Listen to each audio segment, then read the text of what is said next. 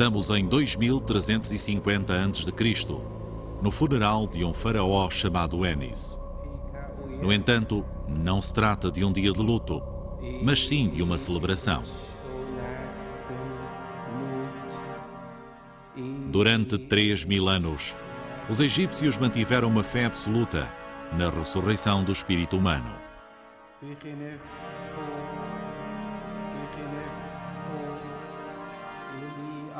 Hoje é o dia do renascimento da alma do faraó. Contudo, a viagem ao além está pejada de obstáculos.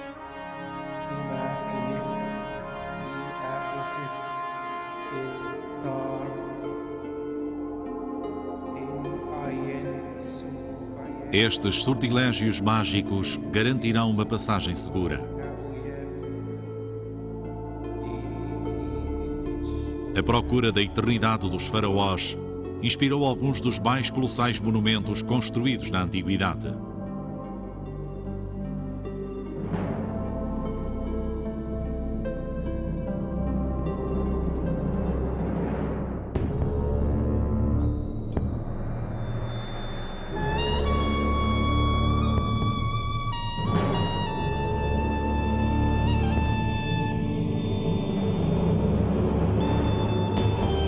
Egito.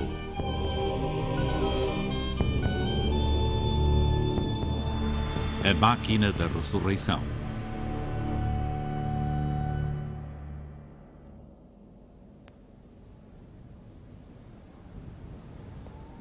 As pirâmides de Gizé, perto da moderna cidade do Cairo, são o testamento mais duradouro da humanidade. A maior e mais antiga é a Grande Pirâmide. Durante mais de 4000 anos, foi o edifício mais alto do mundo.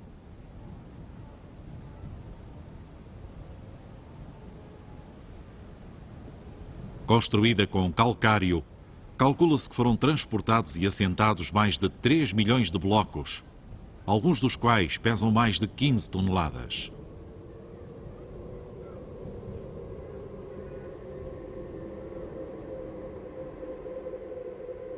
O esplendor e a perfeição das pirâmides levou os viajantes ocidentais a especular sobre quem as construiu e porquê. Nenhum mortal, e portanto nenhum egípcio dessa época, conseguia erguer umas pedras tão grandes.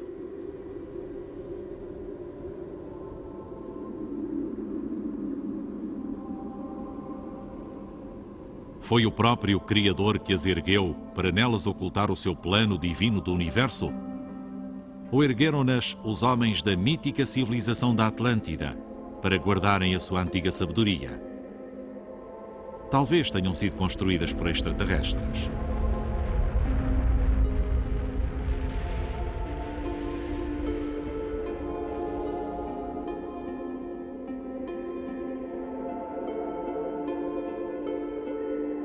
Contudo, os autoproclamados peritos em fenómenos esotéricos não podem ignorar que as pirâmides de Gizé não são fenómenos isolados.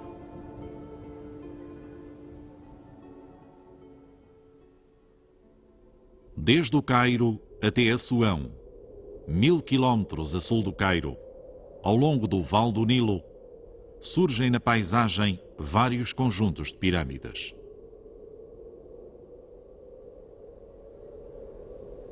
A maior parte foi construída para servir de última morada de faraós e rainhas e estava intimamente relacionada com a procura da imortalidade. No Antigo Egito, a origem do conceito de pirâmide perde-se na noite dos tempos. Ao princípio, havia a obscuridade e o caos. Dele surgiu um montículo. Nesse montículo apareceu Ra, o Deus Sol, a encarnação da vida e da energia, da luz e do calor.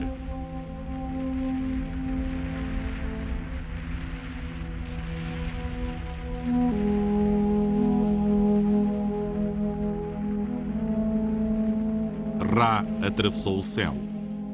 Depois, no crepúsculo, voltou a mergulhar no abismo caótico para nascer de novo na manhã seguinte, com o aparecimento do sol. Os egípcios acreditavam que, unindo os seus espíritos ao do Deus Sol, também podiam entrar no ciclo da vida eterna. A pirâmide era o seu veículo para a imortalidade, a máquina da ressurreição. Considerada o montículo da criação, fazia parte de um complexo processo inventado para ajudar o faraó na sua viagem ao além. No entanto, não existiam duas pirâmides iguais. Um verdadeiro guia para a imortalidade está escrito nas paredes do túmulo do rei Uenis. Esse guia, conhecido por textos das pirâmides, é o conjunto de fórmulas destinadas a abrir as portas do além ao faraó. Uma delas tinha por objetivo libertar o faraó de todas as suas más ações. Uma alma carregada de pecados não pode ir para o paraíso. Outra servia para o proteger dos escorpiões e serpentes que pudesse encontrar no caminho. Por fim, outra fórmula anunciava a sua chegada a Ra, o Deus Sol. A tumba do faraó, Uenis, fornece-nos uma extraordinária visão do além. É uma máquina de ressurreição autossuficiente que nasceu da terra egípcia e do espírito do seu povo. Contudo, até hoje, a verdadeira história das pirâmides permaneceu tão obscura como a daqueles que as construíram.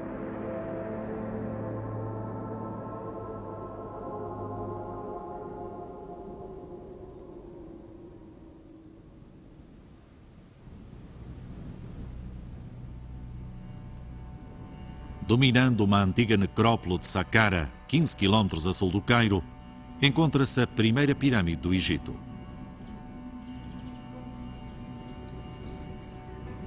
Conhecida como a Pirâmide em Degraus, foi também a primeira obra de grande envergadura construída de pedra.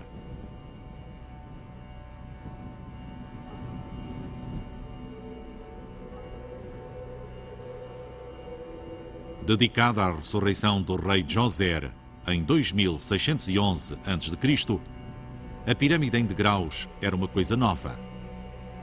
Nunca se tinha visto algo parecido. Anteriormente, os egípcios haviam construído os seus monumentos com adobe e madeira. Mas neste caso, usou-se pedra, material imperecível, não só na pirâmide, como também em todo o complexo de capelas e pátios.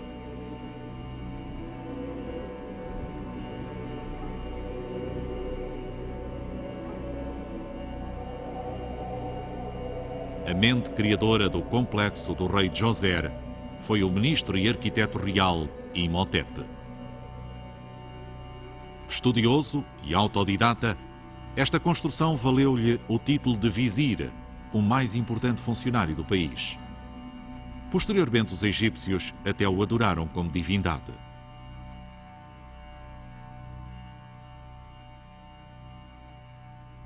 No entanto, há pouco tempo, uma descoberta ocorrida muito a sul de Saqqara, na necrópole de Abido, levantou dúvidas acerca de quem foi realmente o grande gênio que inventou a máquina da ressurreição.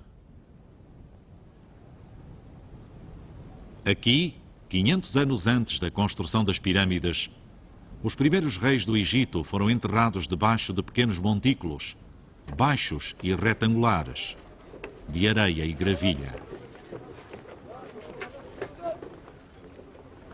Desde 1995 que Günther Dreyer, do Instituto Arqueológico Alemão, e a sua equipa escavam o túmulo do rei Khafre-Khemui, que governou o Egito por volta de 2680 a.C. O maior túmulo real de Abido era formado por várias câmaras subterrâneas de notáveis dimensões. Das Grab ist aus luftgetrockneten Schlammziegeln gebaut. Es hat etwa 65 große Kammern und eine Gesamtlänge von etwa 70 Metern. Die Kammern waren ursprünglich mit Grabausstattung vollgepackt bis oben hin. Die Decke bestand aus Holzbalken mit Mattenlagen darüber und Ziegeln. Die Grabgrube hier war vollgeschüttet mit Sand und über dem Wüstenniveau erhob sich ein großer Hügel, eine Schüttung aus Sand.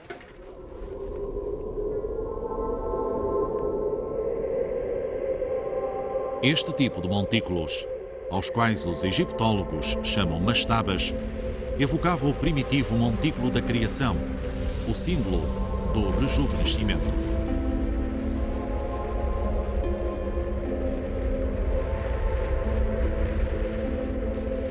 A 1 quilómetro dali, na fronteira do deserto, Kase Kemui também construiu um enorme recinto retangular. Com 15 metros de altura por quase 150 de comprimento, é uma das mais antigas construções de adobe que se conservam. Durante muitas décadas, os cientistas pensaram tratar-se de uma fortaleza militar. Os nativos, por seu turno, pensavam que era o armazém de José, que, segundo a Bíblia, previu 7 anos de vacas gordas e 7 anos de vacas magras. Agora sabemos que se tratava do Palácio da Eternidade do Faraó. Para o arqueólogo David O'Connor, do Instituto de Belas Artes de Nova Iorque, é uma maravilha da engenharia antiga. Although this huge enclosure was built almost 5,000 years ago, it was built on a very massive scale and very soundly, so an extraordinary amount of it has still survived to today. And as a result, we're really able to reconstruct what it originally would have looked like. For example, every external face had this series of recessed panels in it with a buttress and a recess and then another panel. These were plastered heavily with mud plaster and then painted white. So that instead of simply great blank white walls rising about 30 or 40 feet high, you had walls across the faces of which there was a ever-changing pattern of light and shade throughout the day as the sun moved around the monument.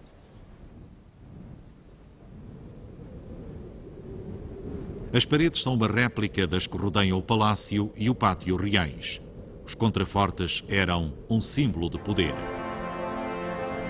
Com o faraó vivo, o recinto era cenário de festas e celebrações. Após a sua morte, era um testemunho da sua imortalidade. O recinto de Kase Kemui era o maior dos que tinham sido construídos em Abido. No entanto, o rei tinha planos mais ambiciosos. Ao procurar a máquina perfeita da ressurreição, tornou-se o primeiro grande construtor da história do Egito.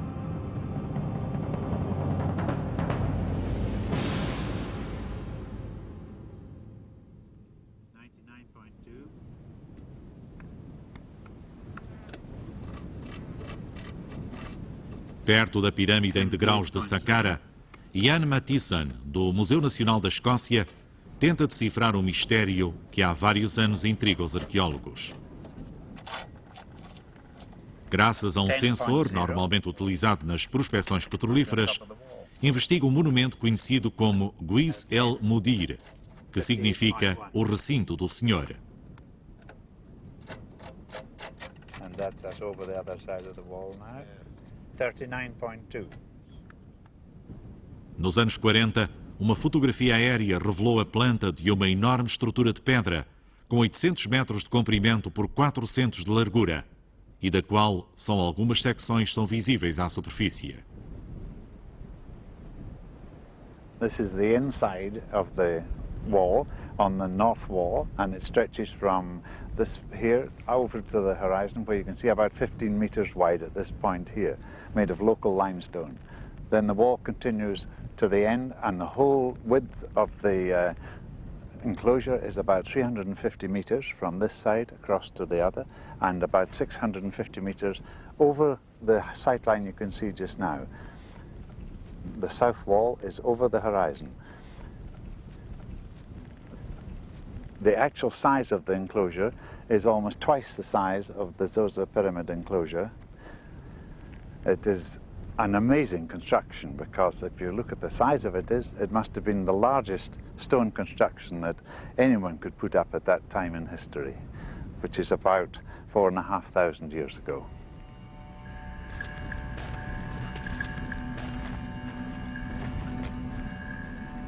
A cerâmica encontrada no local indica que o recinto pode ter sido construído cerca de 25 anos antes do reinado de Djoser, o que faria dele o mais antigo monumento de pedra do mundo.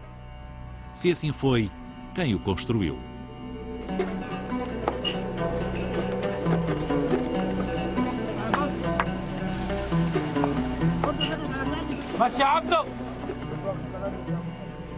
Só o rei Khâsekhemoui possuía os conhecimentos necessários para fazer uma aposta tão inovadora na imortalidade.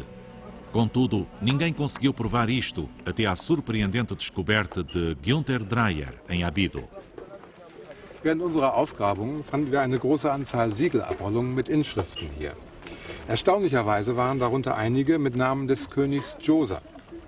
Wir können daraus schließen, dass Djoser den Khâsekhemoui begraben hat und also sein Nachfolger gewesen sein muss.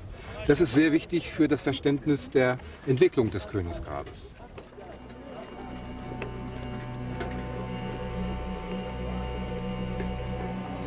A comprovação de que o faraó Djoser sucedeu a Khâsekhemoui veio colmatar uma lacuna da história do Egito. Os egiptólogos sabiam que Djoser era filho adotivo de Khâsekhemoui, mas também sabiam que existiam outros pretendentes ao trono.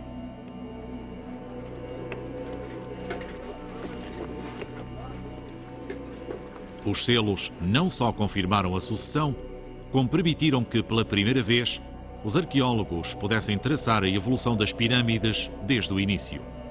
Inspirando-se no grande projeto do seu pai, no sentido de garantir a passagem para o além, o rei Djoser chegou ainda mais longe. Als Djoser seinen Grabbezirk anlegte, beschloss er, die beiden Elemente Grab mit Tumulus und Umfassung miteinander zu verbinden. Aber was passierte?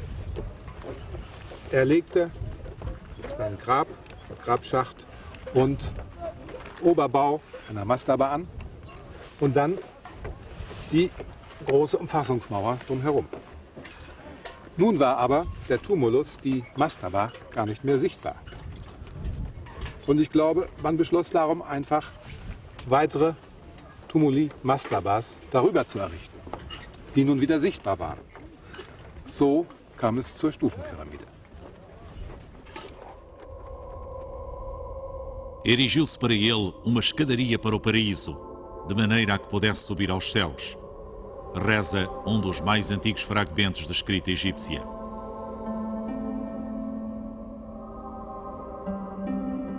A evolução, desde um simples monte de pedras até à primeira pirâmide, resultou de uma poderosa visão do além. Uma visão que iria alterar inexoravelmente a paisagem do Egito.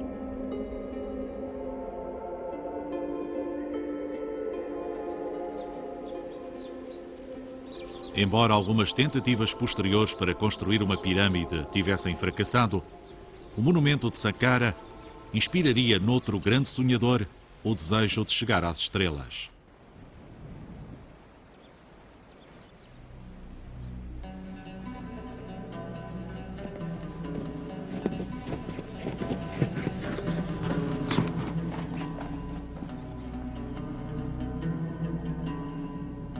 Estas estranhas ruínas, perto do povoado de Meidum, 70 km a sul do Cairo, marcam o início de um novo capítulo da evolução das pirâmides. A única pirâmide em degraus completa construída após a do faraó Djoser foi também a última que se construiu. Chamada a Falsa Pirâmide, está atualmente em ruínas devido aos roubos de pedras de que foi alvo na antiguidade.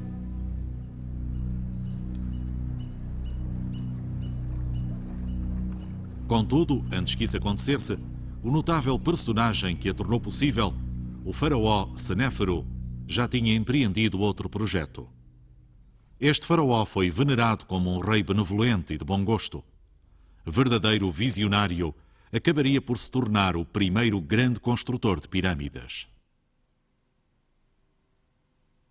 Para ele, Meidum era apenas um começo. Mais a norte, em Dashur, Senéfero construiu outras duas pirâmides.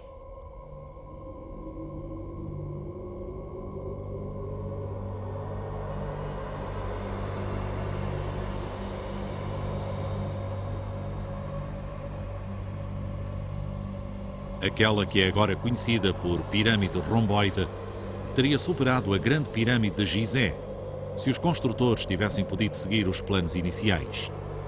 Mas antes da sua conclusão, a obra começou a abrir fendas.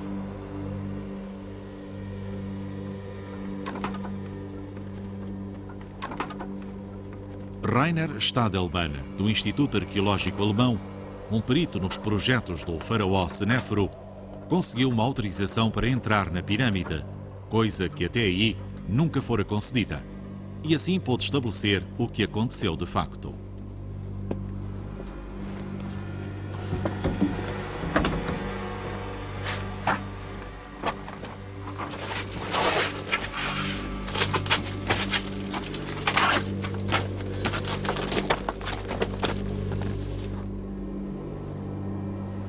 Hier haben wir nun einen der größeren Risse, die während der Konstruktion auftraten. Solche Risse und Senkungen gab es viele. König Snofru und seine Architekten waren darüber natürlich sehr unglücklich, auch sehr beunruhigt. Man hat alles getan, um den Bau zu retten. Man hat den Neigungswinkel verringert. Dadurch entstand der Eindruck dieser Pyramide als Knickpyramide. Aber schließlich war nichts zu retten. Der Bau musste aufgegeben werden.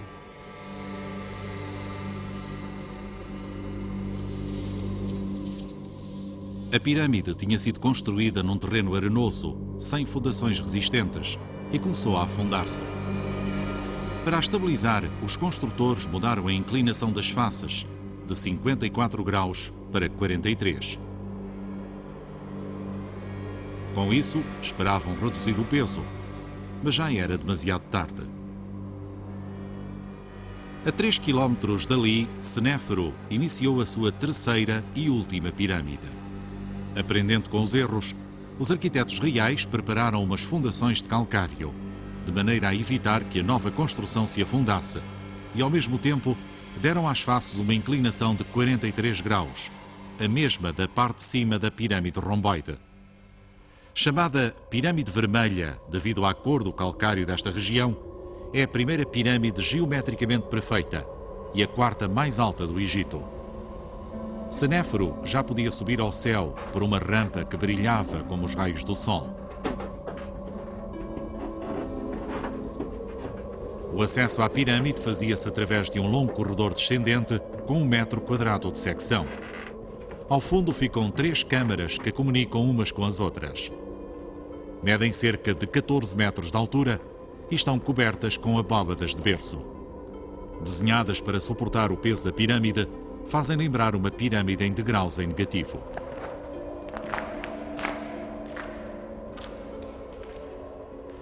Uma pirâmide dentro da pirâmide não só reforçava a estrutura, como aumentava também, segundo pensavam os egípcios, as possibilidades de ressurreição do faraó.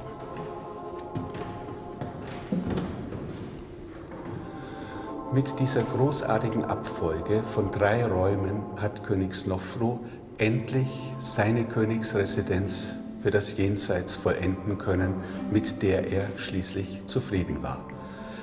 Die Kammern sind aus gewaltigen Kalksteinblöcken errichtet, das Dach aus mehreren Lagen vorspringender Blöcke, die sich schließlich in der Mitte treffen. Diese geniale Konstruktion trägt eine ungeheure Masse von über 2 Millionen Blöcken der Pyramide. Gleichzeitig ist dieses Dach, dieses gewölbte Dach, jedoch auch der Himmel, unter dem der König in seiner Residenz für ewig ruht.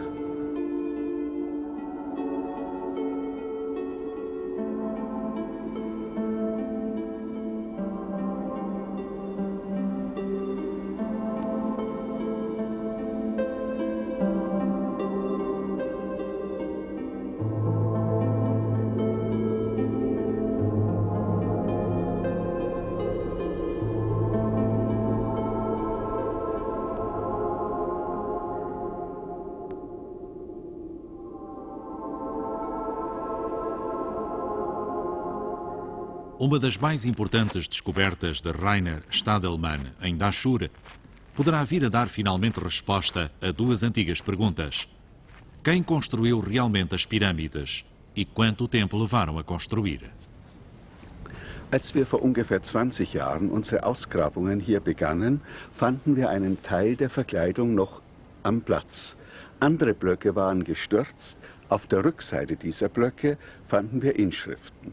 Den Namen des Königs Snofru, den Namen der Arbeitseinheiten, die hier arbeiteten, die Grüne zum Beispiel, Watchet in Ägyptisch, und Daten. Aus diesen Daten lernen wir, dass nach 2 Jahren schon 6 Reihen der Pyramide errichtet waren. Nach weiteren 2 Jahren, also 4 Jahren, schon 15 Meter der Pyramide erbaut waren. Das sind 30% der gesamten Baumasse. Nach ungefähr 17 Jahren war die ganze Pyramide vollendet. Para construir as suas pirâmides, Senéfero mandou carregar mais pedras e utilizou mais trabalho humano que qualquer outro faraó do Império Antigo. Contudo, o seu sucessor concentraria a sua energia numa única pirâmide, a maior máquina de ressurreição de todas.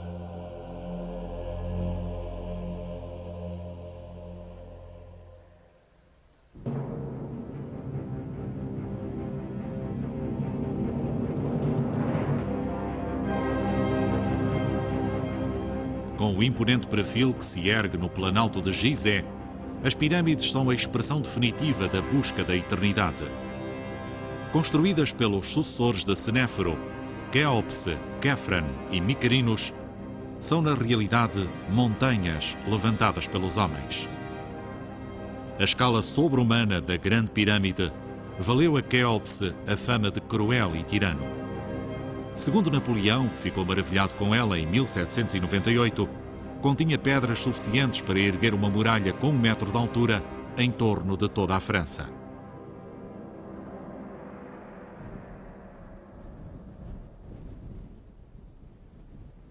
O tempo foi mais benévolo com a pirâmide do faraó Quefren, pois, apesar de só ser 60 centímetros mais baixa do que a Grande Pirâmide, está mais bem conservada.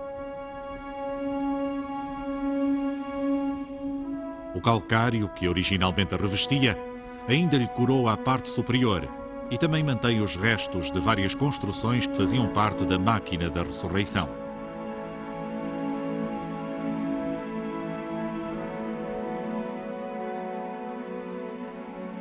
Na base da pirâmide havia um templo funerário que recebia diariamente oferendas de comida e bebida, pois acreditava-se que mesmo um rei morto precisava de se alimentar. A partir da base, uma calçada coberta com quase 400 metros conduzia até ao Templo do Val, uma porta monumental que ligava o planalto deserto às águas do Nilo, fonte de vida e de purificação.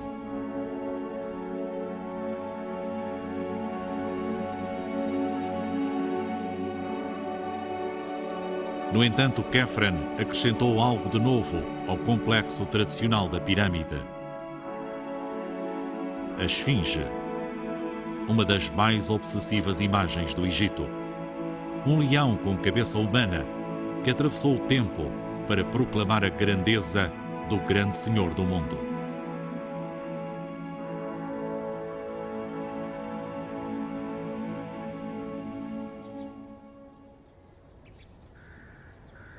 Numa viagem que Heródoto fez ao Egito em 450 a.C., contaram a este historiador grego que as pirâmides tinham sido construídas por escravos.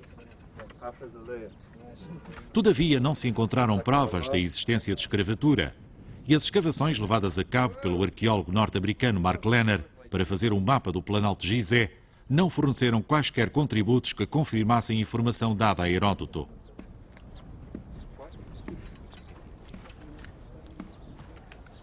Em contrapartida, encontraram-se indícios de que Gizé, longe de ser um campo de trabalho, havia sido uma animada comunidade de operários dedicada ao serviço dos faraós. A sul das pirâmides, uma muralha separa os túmulos e os templos de Gizé de 40 hectares de deserto. Foi aqui que Mark Lenner e a sua equipa começaram a escavar. This large stone wall is called the Wall of the Crow in Arabic, and it's played a major part in our thinking about where we're excavating. Our site is just to the south. anywhere else in the world, and this would be a national treasure.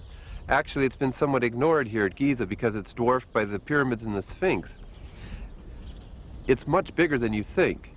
It actually, our trenches up against the wall shows that it is some 10 meters, 30 feet tall.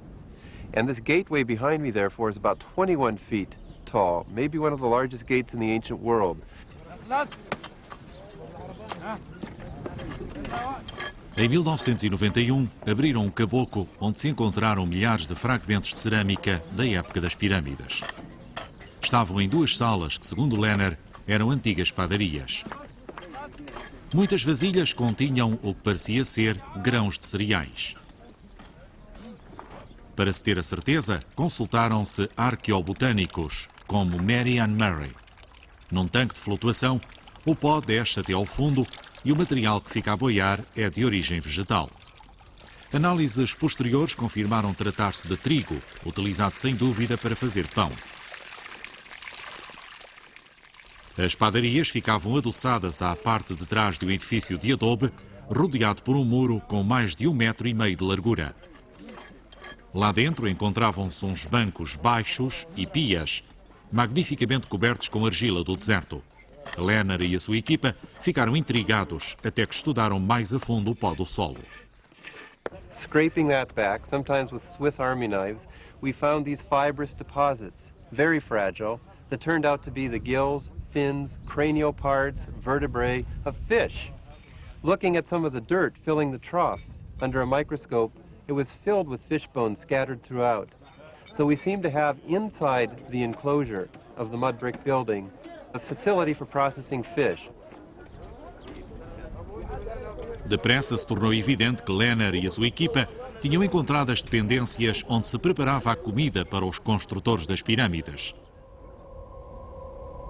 A pouca distância, um antigo cemitério dá prova das legiões de artesãos e operários que aqui viveram para servir os faraós. Construídas com pedras que sobravam das pirâmides, podem-se ver algumas mastabas em miniatura, com pequenos pátios e portas falsas que têm inscrições com o nome do proprietário. Há também tumbas cobertas por cúpulas, modestas cópias de uma pirâmide. No entanto, todas foram concebidas como máquinas de ressurreição. Zahi Hawass, diretor das pirâmides de Gizeh, escavou o antigo cemitério dos operários.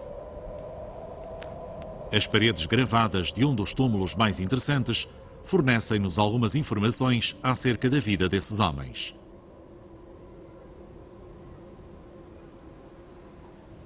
هذه المقبرة لأحد رؤساء العمال أعتقد من الفنانين اللي كشفت في منطقة العمال بناة الأهرام. الراجل ده كان اسمه نفرتيف، تزوج من زوجتين أعتقد أن عاشوا معاه في وقت واحد. أجمل حاجة في هذه المقبرة أن بنجد مناظر ممثلة لأول مرة مثل صناعة البيرة وصناعة النبيت وأيضا صناعة الخبز. لأن أنا بعتقد أن هذا الرجل كان المسؤول عن المخبز الذي عثر عليه الناحية الشرقية من الهرم. وهنا عندنا في هذه المقبرة مائدة قربان بيتكلم عن أي نوع من القرابين، زي 5 أنواع من النبيت و4 أنواع من البيرة اللي كان بيتبناها في العالم الآخر. Descobriram-se até agora 600 túmulos. Também parece que a Muralha dos Corvos era a barreira que separava a terra sagrada das pirâmides do mundo profano daqueles que as construíam.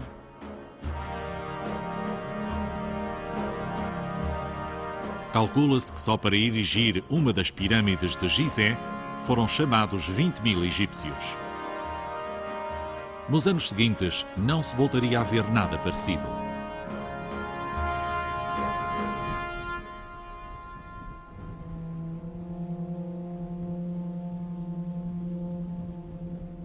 O tempo não foi tão amável com a dinastia seguinte de faraós. Estas tumbas em ruínas são conhecidas como as Pirâmides Esquecidas.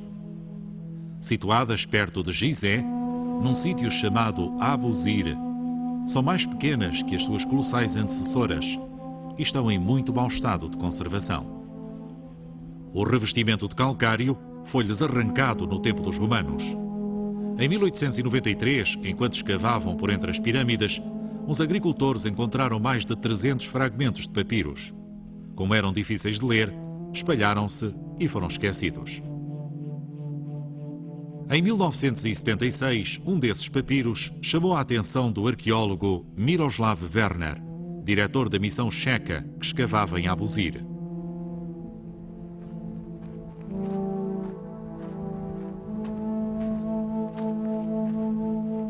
Mencionava o templo funerário de um rei pouco conhecido, chamado Raneferef, cujo túmulo não tinha sido encontrado. Werner desconfiou que repousava debaixo de toneladas de areia, perto de uma pirâmide inacabada. Como se tratava de uma pirâmide incompleta, os arqueólogos anteriores tinham concluído que nunca havia sido usada, mas enganaram-se. Na base, Werner encontrou um templo funerário que tinha funcionado a 100% e o mais completo conjunto de esculturas da Quinta Dinastia. Entre elas contava-se uma estátua do rei de calcário, com a cabeça protegida por Horus, o deus falcão. V předchozích archeologických sezónách jsme odkryli převážnou část Raneferefova pyramidového komplexu, zejména celý chrámový komplex. A v současné době pracujeme v jádru nedokončené pyramidy, kde pod mnohametrovou vrstvou písku a suti se nám podařilo najít vchod do pohřební komory faraona Raneferefa. A v nejbližší budoucnosti bychom chtěli tento vchod znovu otevřít, odstranit ještě zbývající vrstvu suti a pracovat v pohřební komoře Raneferefově. Předpokládáme na základě dosavadních nálezů, které se nám podařilo učinit v tomto prostoru přístupové chodby do pohřební komory, že se nám podaří najít snad zlomky žulového sarkofágu faraona, pravděpodobně také zbytky jeho pohřební výbavy a kdo ví, možná snad i zbytky jeho mumie.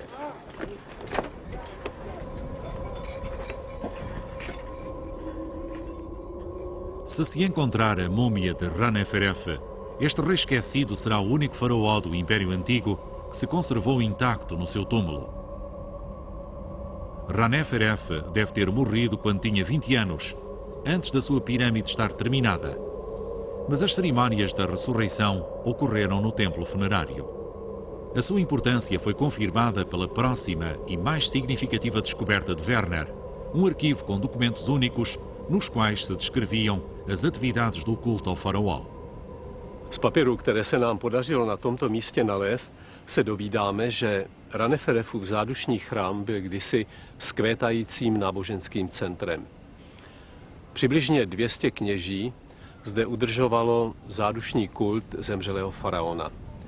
Dnem i nocí. Přes den během denních služeb mu přinášeli obětiny, které sestávaly z chleba, piva, masa, zeleniny, ovoce a dalších věcí. A v noci například někteří z nich pozorovali ze střešní terasy chrámu hvězdné nebe a zaznamenávali pohyb hvězd.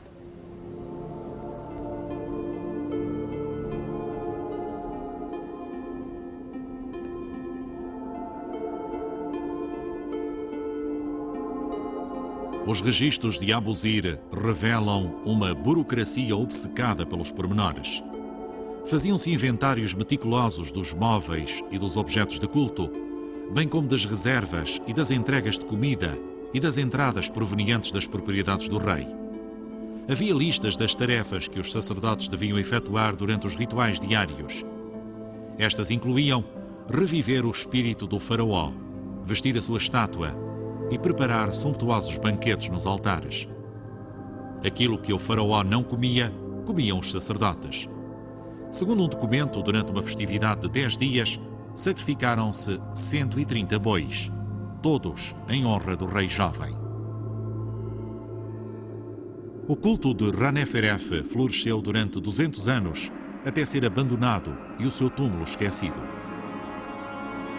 Séculos depois, as grandiosas máquinas da ressurreição desapareciam da paisagem egípcia para reaparecerem sob uma forma muito diferente.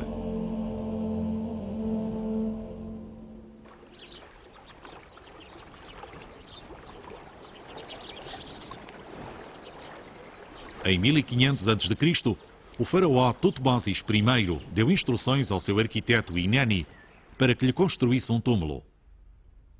Encontrou o local perfeito na margem ocidental do Nilo, em frente de Tebas, o mais importante centro religioso do Egito. Um desfiladeiro isolado e dominado por uma grande montanha em forma de pirâmide, chamada El Qurn.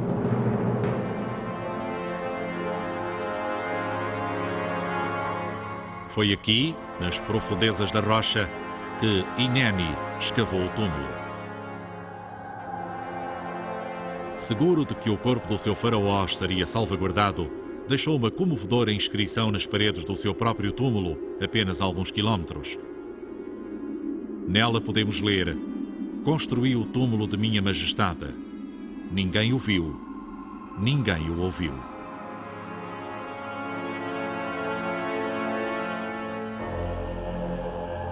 Quase 30 faraós seriam enterrados no sítio que hoje é conhecido por Vale dos Reis.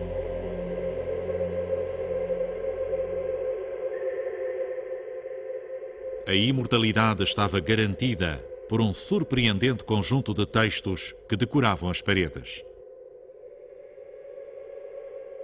Enquanto os egípcios escavavam os seus túmulos na rocha, a pirâmide reapareceu surpreendentemente num antigo, mas pouco conhecido reino.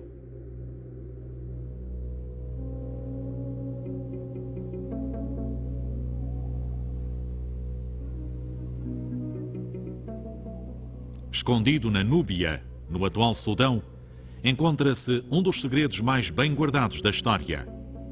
Estas pirâmides são os restos de uma poderosa civilização conhecida como o Reino de Kush.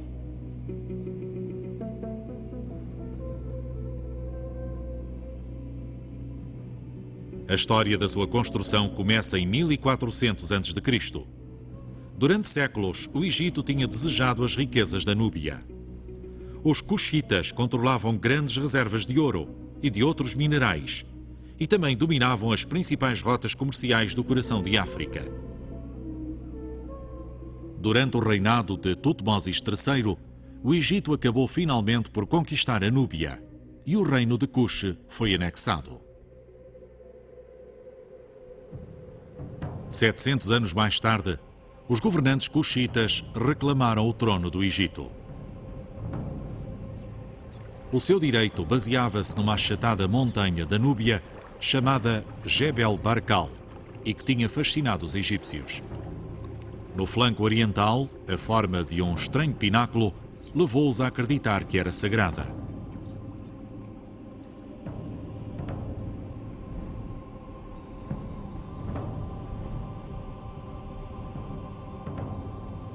O arqueólogo norte-americano Tim Kendall, do Museu de Belas Artes de Boston, no Massachusetts, passou vários anos a desenterrar os segredos de Jebel Barkal.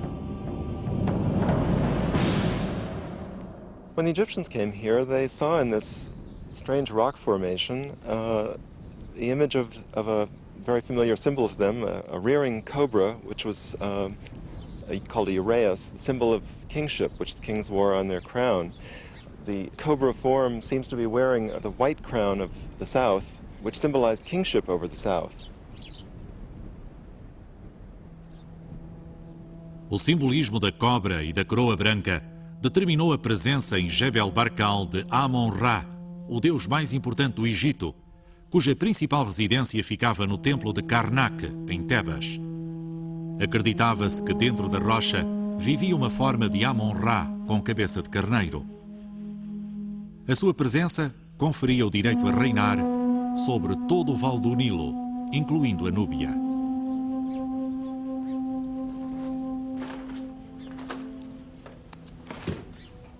Para honrar Amon-Ra, os reis Cushitas erigiram um templo dentro da rocha e decoraram uma parede com uma imagem da montanha sagrada e do Deus Todo-Poderoso. In this little temple built by Taharqa, the greatest of the Kushite rulers of Egypt, we actually have a representation of Jebel Barkal.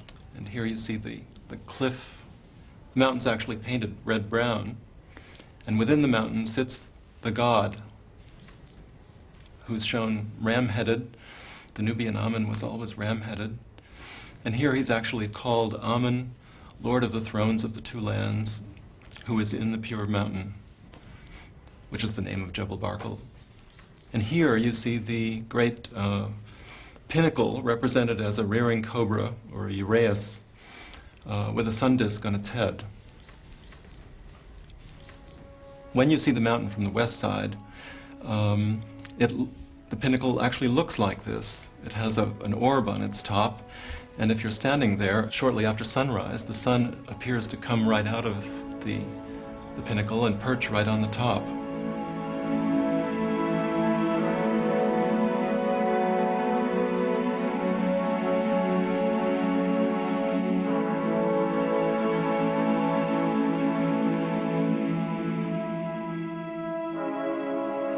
Em 750 a.C., os governantes cuxitas eram considerados faraós legítimos.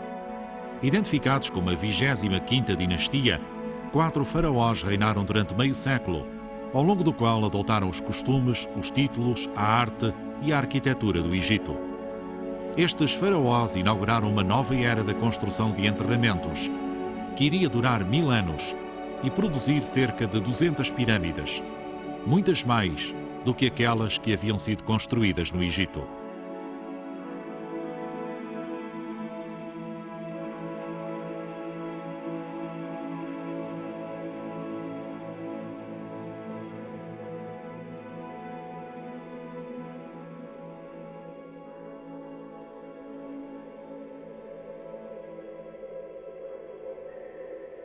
Porém, as pirâmides cuxitas têm um estilo próprio. São mais pequenas, com um ângulo mais pronunciado, e a sua parte de cima é plana.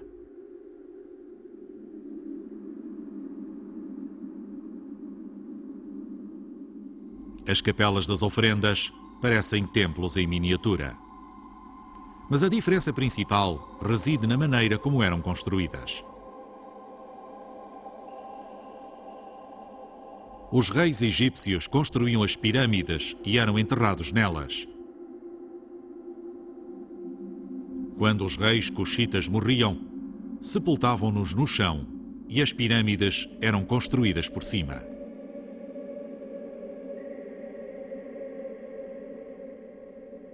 Um dos mais importantes campos de pirâmides fica em Meroé.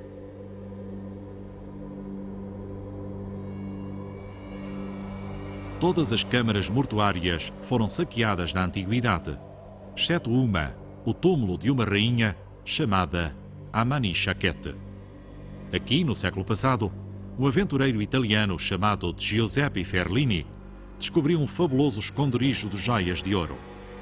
O achado provocou uma epidemia de caçadores de tesouros, durante a qual as pirâmides foram sistematicamente saqueadas e algumas quase totalmente destruídas.